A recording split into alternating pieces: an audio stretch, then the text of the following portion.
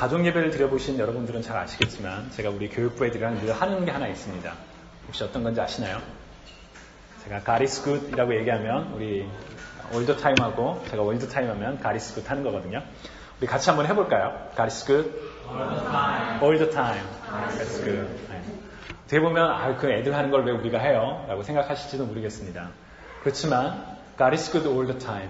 하나님께서는 항상 선하십니다. 하나님께서는 항상 좋으십니다. 그 고백이 우리 안에 있으면 좋겠습니다. 여러분들이 하루하루를 살아가는 학교와 직장에서 때로는 우리의 생각대로 우리의 바람대로 일이 되지 않다 하더라도 그때마다 하나님 선하십니다. 하나님 참 좋으십니다. 그 고백을 하는 저와 여러분이 됐으면 좋겠습니다. 오늘은 우리 MWM 마가복음과 함께 예수 그리스도의 흔적을 남기는 MWM 두 번째 시간입니다. 지난주에 우리는 예수 그리스도의 오심을 준비하면서 우리가 해야 할 첫 번째 일이 있다라고 했었는데 혹시 기억하시나요? 회개 맞습니다. 그 첫 시작은 바로 주의 오시는 길을 예비하는 그 첫 시작은 회개에서부터 시작한다고 얘기했습니다. 회개는 단순히 내가 미안해, sorry라고 말하는 게 아니라 그 잘못된 길로부터 돌이키는 것, 그래서 그 잘못된 것으로부터 완전히 멀어지는 것, 혹은 다시는 그 일을 하지 않는 것이 회개라고 강조했었습니다. 여러분 우리가 좀 전에 회개를 놓고 기도했었는데 지난 한 주간 회개의 삶을 잘 살으셨나요? 여러분들 중에 나는 다시는 과속하지 않겠어 라고 얘기를 한다면 정말 과속을 하지 않는 게 진정한 회개가 되는 거겠죠. 그렇죠? 나는 과속을 하지 않겠어. 내가 하나님 용서해 주세요 말해놓고 또 과속을 한다면 그거는 회개는 아닙니다. 여러분들이 삶에 그런 순간들이 있을 거예요. 부끄러운 모습들. 여러분 우리가 진정한 회개를 하는 저와 여러분이 됐으면 좋겠습니다. 예수 그리스도의 흔적을 우리 삶에 남기는 것은 무언가 행동이 필요합니다. 변화가 필요하죠. 지난주에는 못하셨더라도 이번 주에 혹은 지금 이제 예배를 마치고 집으로 돌아가실 때 다시 한번 결단하시면서 그래 내가 지금부터는 다시 한번 해보겠어. 그렇게 결단하는 저와 여러분이 됐으면 좋겠습니다. 그리고 어제 저녁 9시에 우리 처음으로 큐티 라이브 시간도 가졌었죠. 혹시 참여하신 분이 계신가요? 혹시 손 한번? 감사합니다. 그래도 몇 분 계시네요. 바쁜 학업과 직장일로 인해서 참여하는 것이 쉽지 않으리라고 생각했는데 그 온라인 방송을 하고 난 다음에 이제 참여자가 시청자 수가 보여요. 제 옆 스크린에서. 처음에는 아무도 없었어요. 그래서 버퍼링 때문일 거야 이런 생각하다가 이제 3명, 4명 왔다 갔다 하는 막 그런 모습을 보면서 그래도 감사했습니다. 우리가 이번 학기에 큐티 라이브를 하는 이유 여러분들이 사실 좀 잘 기억해 주셨으면 좋겠어요. 왜 우리가 큐티 라이브를 할까? 큐티 라이브를 하는 이유는 우리가 금요일에만 예수 그리스도의 흔적을 남기는 것이 아니라 우리의 일상 속에서 우리가 살아가고 있는 여러분의 그 저녁 9시에 있는 시간이 도서관이 됐든 혹은 집이 됐든 혹은 연구실이 됐든 바로 그 자리에서 하나님의 말씀을 직접 묵상하고자 우리가 큐티 라이브를 하고 있습니다. 실시간으로 하는 것은 여러분들 중에 시간이 안 돼서 이제 동영상을 다시 보신 분도 계시겠지만 우리가 언제 어디서나 떨어져 있건 간에 바로 그 9시에 같이 하나님의 말씀을 읽습니다. 내가 지금 사랑하는 우리 형제와 자매 옆에 없지만 내가 이 시간에 같이 하나님의 말씀을 읽고 묵상하겠습니다. 그런 우리의 결단이 필요한 일이기도 합니다. 어제 큐티 라이브를 해보니까 한 15분 정도 소요가 됐던 것 같아요. 앞으로도 이 15분을 넘기지는 않으려고 합니다. 15분. 하루의 시간으로 나누면 96분의 1입니다. 96분의 1이니까 좀 잘 감이 안 오죠. 그래서 퍼센티지로 바꿔봤어요. 몇 퍼센트일까요? 96분의 1. 네, 1.04% 나오더라고요. 여러분 하루에 1%입니다. 하나님께서 우리에게 주신 24시간 중에 단 1%. 그 1%를 우리가 구분되게 사용했으면 좋겠습니다. 내가 그 1%를 하나님의 말씀을 읽는데 더군다나 우리는 매일 큐티하지도 않죠. 일주일에 단 한 번 큐티 라이브 같이 하는데 그 1%를 하나님과의 관계 회복을 위해서 그리고 그리스도인으로서의 우리가 특권을 누리기 위해서 같이 사용했으면 좋겠습니다. 다음 주부터는 매주 월요일 저녁 9시에 우리가 이제 계속 하려고 합니다. 여러분 다음 주 월요일 9시에 하나님께 내가 일주일에 1%가 아니죠. 하루에 1% 이 시간을 드리기 원합니다. 사랑하는 지체들과 함께 말씀을 읽겠습니다. 그 마음으로 함께 조인했으면 좋겠습니다. 오늘 우리가 함께 읽을 하나님의 말씀은 마가복음 2장 13절에서 17절입니다. 우리 지난주에는 자매분이 먼저 읽으셨죠. 그럼 오늘은 형제분들이 먼저 읽고 13절은 형제분들이 읽고 14절은 자매분들이 읽고 그렇게 바꾸며 읽겠습니다. 시작. 예수님께서 다시 호수로 가셨습니다. 많은 사람들이 예수님께 나왔고 예수님께서는 그들을 가르치셨습니다. 예수님께서 호숫가를 걸으시다가 갈대오의 아들 레위가 수양하에 앉아 있는 것을 보셨습니다. 예수님께서 그에게 말씀하셨습니다. 나를 따라오너라. 그러자 레위는 일어나서 예수님을 따랐습니다. 예수님께서 레위의 집에서 식사를 하고 계시되었습니다. 여러 세리들과 세인들이 예수님과 그 제자들과 함께 식사를 하고 있었습니다. 왜냐하면 이런 사람들이 예수님을 많이 따랐기 때문입니다.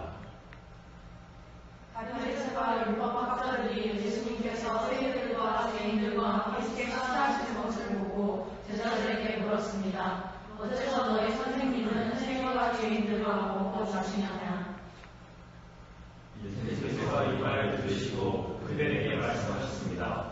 건강한 사람에게 의사가 필요하고 병든 사람에게 의사가 필요한 것이다.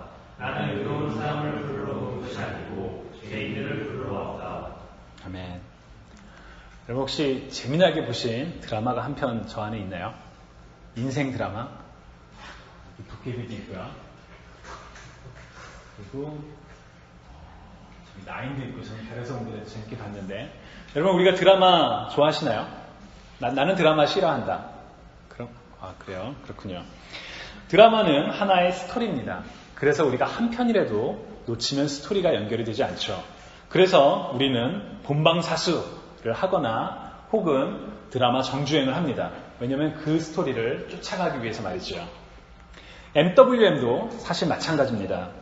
예수 그리스도의 삶에 대해서 우리가 그 처음부터 끝까지를 조명하는 이 MWM에 만약에 하나라도 놓치게 된다면 우리가 그 MWM을 잘 쫓아가지 못할 수가 있습니다. 여러분 한번 보세요. 예수 그리스도의 라이프 스토리에 대해서 우리가 한 번씩 빠질 때마다 그 부분들에 대한 스토리가 연결이 되지 않겠죠. 드라마는 본방사수를 하고 드라마는 정주행을 한다면 우리도 이번 학기 같이 마가복음으로 예수 그리스도의 흔적을 우리 삶에 남기겠다고 하는 그 순간에 같이 MWM 본방사수 하면서 금요일마다 이 자리에 모여서 예배드리고 같이 큐티 라이브 하면서 예수 그리스도의 흔적을 우리가 열심히 쫓아갔으면 좋겠습니다. 그래서 이번 12월 종강 시점이 되면 우리 머릿속에 예수님의 탄생서부터 예수님의 죽음과 부활의 그 모습들이 파노라마처럼 그려졌으면 좋겠습니다. 근데 파노라마에만 멈추는 것이 아니라 그 흔적이 우리 삶에 새겨졌으면 좋겠습니다. 한 걸음 더 나아가 우리 삶이 변화되는 그 축복이 우리 모두에게 있었으면 좋겠습니다. 오늘 본문 13절을 보시면 예수님께서 다시 호수로 가셨다라고 이야기를 합니다. 그리고 이 13절을 개역개정으로 읽으면 바다라고 표현이 되기도 하죠. 사실 우리가 성경을 읽을 때 그 큐티 어떻게 할까요? 라는 그 부분에서 얘기를 했지만 성경은 다른 버전으로도 읽을 필요가 있습니다. 그러다 보면 보지 못했던 것들을 우리가 발견할 때가 있거든요. 도대체 왜 호수와 바다는 분명히 다른 건데 이것을 혼동하며 사용을 했을까요? 그것은 그 갈릴리 호수가 매우 컸었기 때문입니다. 어제 그 MWM 큐티 첫 번째 시간을 보신 여러분들에게는 익숙한 화면이겠지만 못 보신 분들을 위해서 다시 한번 보여드리면 마가복음 1장과 2장의 주 무대는 바로 저 갈릴리 지역입니다. 예수님께서 갈릴리에서 이제 사역을 시작하시면서 처음으로 제자를 부르셨죠. 이 오늘날의 갈릴리 호수의 모습입니다. 갈릴리 호수는 가장 긴 부분이 약 21km 그리고 가장 넓은 부분이 13km 되는 크기라고 합니다. 근데 사실 우리가 저렇게 마일로 하면 느낌이 잘 안 오죠. 그래서 제가 구글맵을 겹쳐봤습니다. 여러분 보이시나요? 잘 안 보이시죠? 여기 보시면 우리 교회가 여기 있습니다. 그렇죠? 그리고 여러분들 순위가 아마 이쯤일 거예요. 크로스게이트몰이 이쪽이고 그리고 RPI는 저쪽이라서 없어요. 하여튼 저 정도 규모의 큰 호수입니다. 오늘날에는 뭐 우리가 차를 타고 다니까 뭐 한 20분, 25분이면 충분히 다 가는 거리지만 그 당시 2000년 전에 저 거리는 오늘날에 우리가 느끼는 그 거리가하고는 굉장히 달랐습니다. 그래서 어떤 사람들은 호수라고 부르기도 하고 사실 영어의 이름은 Sea of Galilee입니다. 갈릴리 바다라고 부를 정도로 굉장히 큰 호수였었죠.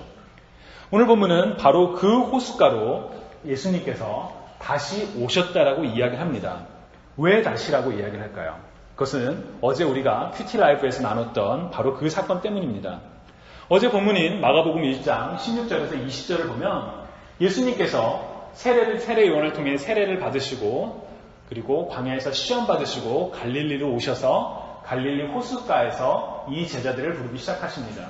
시몬과 그의 동생 안드레를 보셨죠. 그리고 그들이 그물을 던지고 있었을 때 나를 따르라, 내가 너희를 사람을 낚는 어부로 삼겠다 라고 말씀하시자 시몬과 안드레는 그물을 놔두고 예수님을 따랐다라고 합니다. 또 조금 더 가시다가 세베대의 아들 야고보와 그의 동생 요한을 보셨습니다. 그들이 배에 그물이 찢어진 걸 깁고 있었죠. 또 나를 따르라 했더니 그 둘이 따랐다라고 하는 내용이 바로 어제 예수님의 그 첫 부르심이자 사역의 시작이기도 했습니다. 예수님 이 사건에서 중요한 건 이들이 제자들이 자신의 일을 하다가 누구는 그물을 던지다가 누구는 그물을 깁다가 부르심에 순종하여 제자가 됐습니다. 그렇게 제자를 부르신 다음에 마가복음 1장 후반부와 마가복음 2장 전반부를 보면 예수님께서 많은 사람들을 고치시고 귀신을 쫓으셨습니다. 그리고 다시 호수로 오셨다라고 연결이 됩니다. 그러니까 갈릴리 호수 그 갈릴리 지역에서 왔다 갔다 하시면서 사역을 하고 계셨던 것이죠. 그리고 14절에 기록된 것처럼 알페오의 아들 레위를 부릅니다.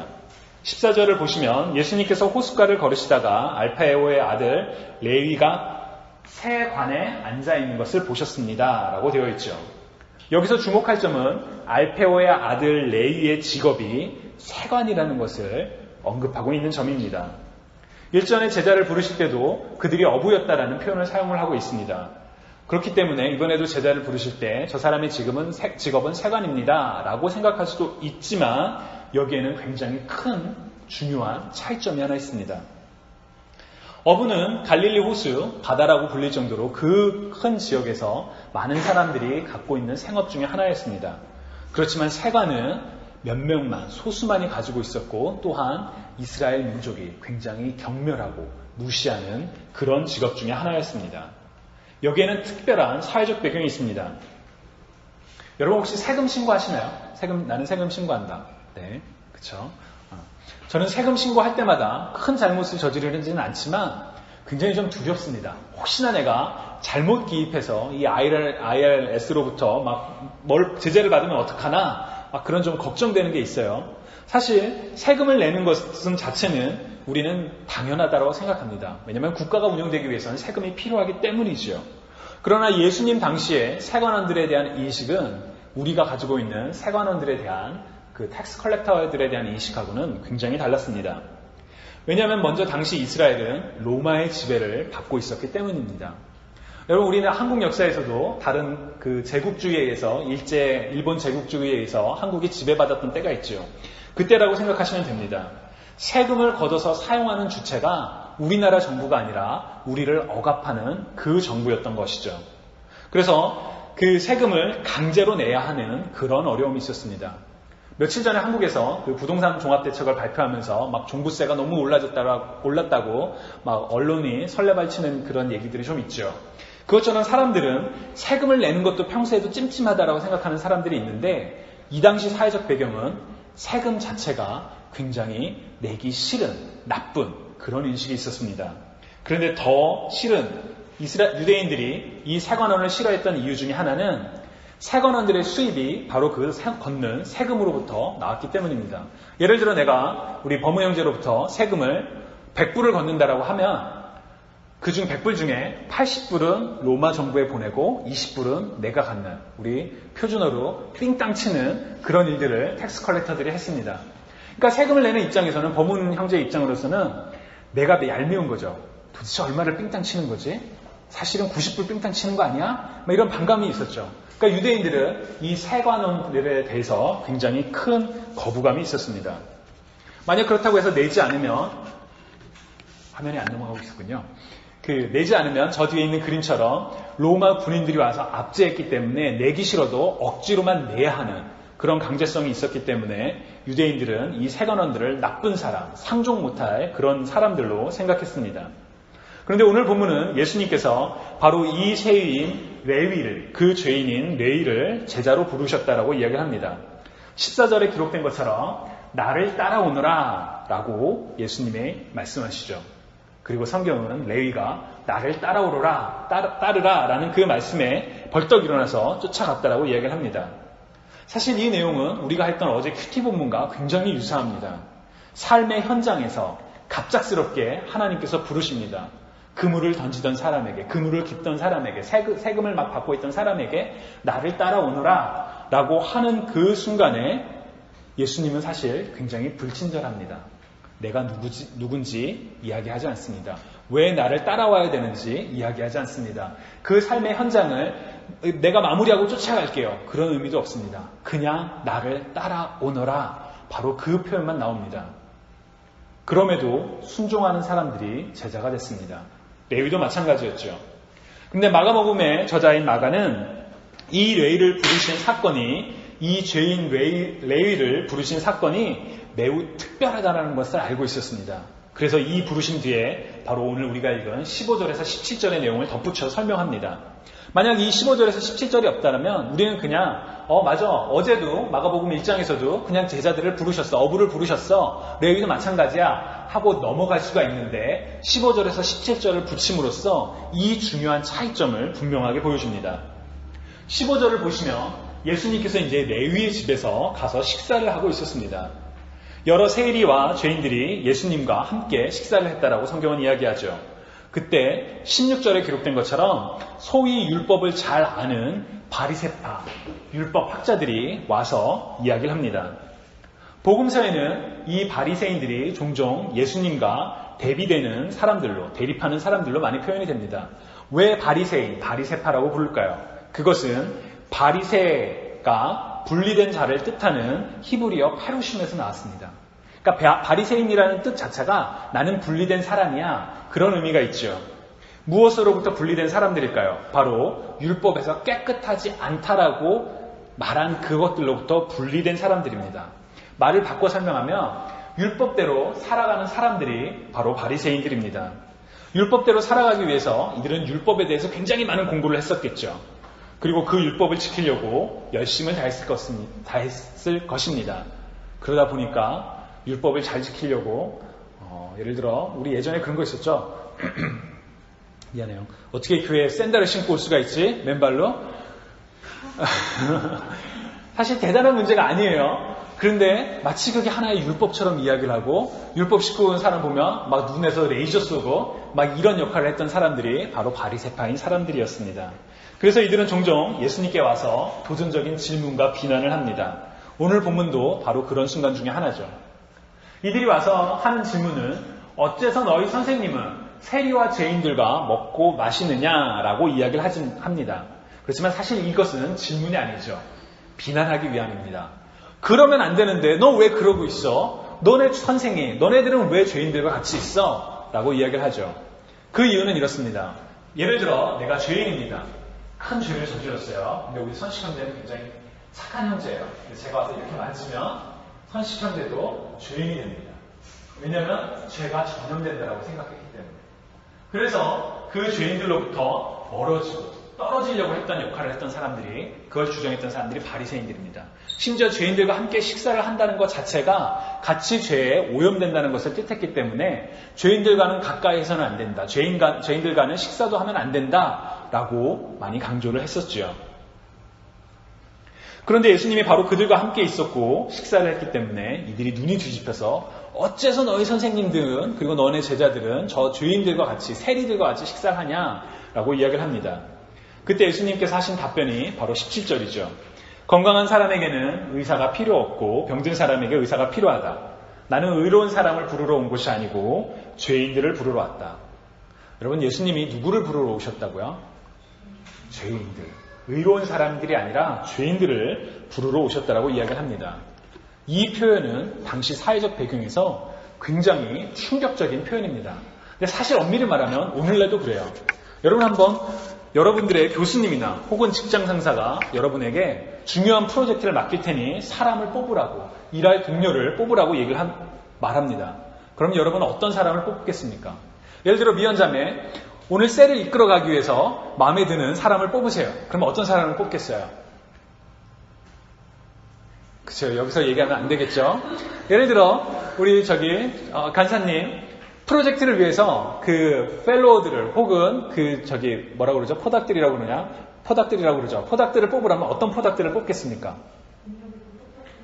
그렇죠. 능력 있고 똑똑하고 일 잘할 성실할 그런 사람들을 뽑겠죠. 마찬가지입니다. 어설프고 일 못하는 사람을 뽑아서 같이 일하고 싶은 사람들이 별로 없겠죠. 근데 여러분 예수님의 사역에 대해서 한번 생각해 보세요. 예수님은 33년 사셨거든요. 그 중에서 예수님이 공생애를 했던 시기는 단 3년입니다. 온 인류를 위해서 3년 동안 공생을 하셨어요. 3년 동안 사역을 하면서 자신의 그 내용과 가르침을 지킬 사람들을 뽑았어야만 됐겠죠. 그렇다면 우리가 예수님의 입장이라면 굉장히 머리가 빠릿빠릿하고 한말 해도 10개를 알아듣는 그런 사람들을 뽑았을 거라고 우리는 생각을 하겠죠. 근데 예수님은 어부를 뽑으시고 죄인들을 뽑으셨습니다. 당연히 율법을 많이 알고 율법에 대해서 준비된 사람을 뽑는 것이 아니라 우리의 상식과는 전혀 다른 사람들을 뽑으셨죠. 바로 하나님의 부르심이 그렇습니다. 학자가 아닌 어부를 뽑고 사람들이 기피하는 죄인들을 뽑죠.